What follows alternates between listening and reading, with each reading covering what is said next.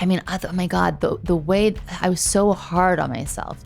I was so like, it was either be perfect, which we're going to get to in a minute, or you're nothing, right? That was how I lived for 20 years and 24 years of my life in that state. You're either perfect or you're nothing. But that's okay. So that's internal. That's internal. So what happened? Then it was really easy to find flaw in other people because I was so well versed in it. I was doing it all day, every day to myself all the time. So when you practice that, it's like a fine-tuned machine. So now it's like, okay, well, I'm exhausted doing it to myself. Now it's 8 o'clock at night. Now that person over there, you know what their problem is? And then you're able to see it.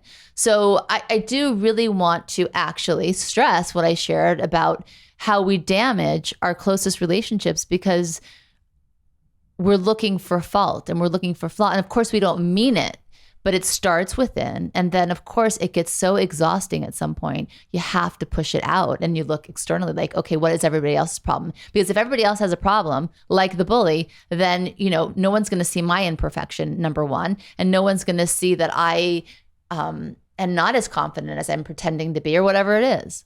Interesting. Right. Certainly most of the people that we don't enjoy being around. Speak for yourself. Are people who are judgmental.